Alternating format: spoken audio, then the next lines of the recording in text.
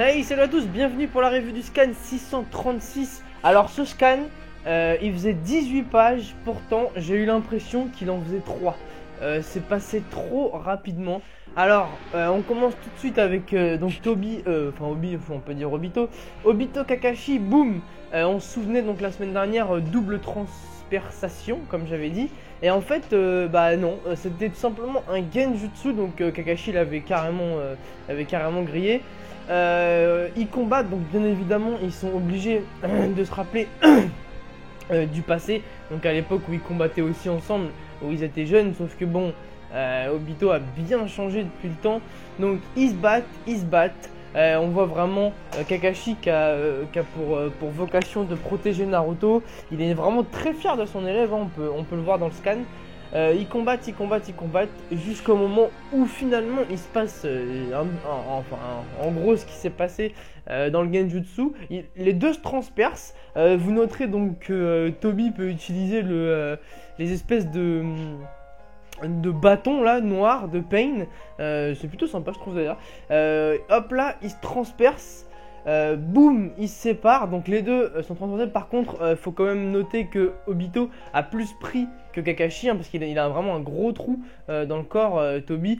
Alors bon, je sais pas ce que vous pensez de ça. Moi, je trouve ça quand même un peu faible, hein, les gars. Franchement, Toby quoi.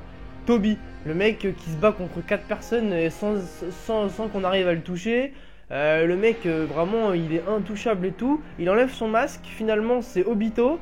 Et là, le mec, il se prend un coup de kunai quoi. Bon, je trouve ça quand même un peu facile. On va dire que c'est parce que c'est Kakashi et qu'il y a un passé en commun qui s'est vraiment battu pour une fois. On va dire ça comme ça, c'est mieux.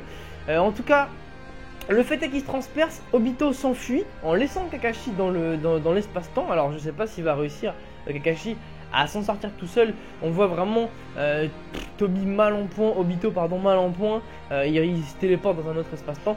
Et à la fin on voit donc le dieu Madara qui se bat contre les petits clones d'Hashirama. Et il décide qu'il en a marre et qu'il veut tout simplement revenir à la vie. Et là, on voit que les Zetsu qui composent le corps d'Obito prennent possession de lui et vont, je pense, le forcer à utiliser donc le Rinne Tensei, ce qui va faire que je pense que Obito va mourir tout simplement. Et Madara va revenir à la vie. Alors, pourquoi faire, vous me direz, puisque Madara est invincible sous cette forme, il est invincible et personne ne peut le tuer et il a tous ses pouvoirs. Donc pourquoi vouloir revenir à la vie? Je vois pas trop l'intérêt. En tout cas, c'est ce qu'il veut faire. Donc est-ce la fin? Est-ce la mort de Obito? Alors là, franchement, j'en sais rien. En tout cas, je suis bien pressé de voir le scan prochain. On est aussi en attente de savoir quelles sont les vraies intentions de Sasuke, même si c'est faut avouer que c'est quand même flou, donc on sait pas trop. Là, comme d'habitude, à chaque scan, c'est du gros scan. Donc parfait, on attend le prochain avec impatience. Et vous noterez que les épisodes, les vrais épisodes reprennent, si je dis pas de bêtises, le 18 juillet, le 15 ou le 18 juillet, je sais plus, un des deux.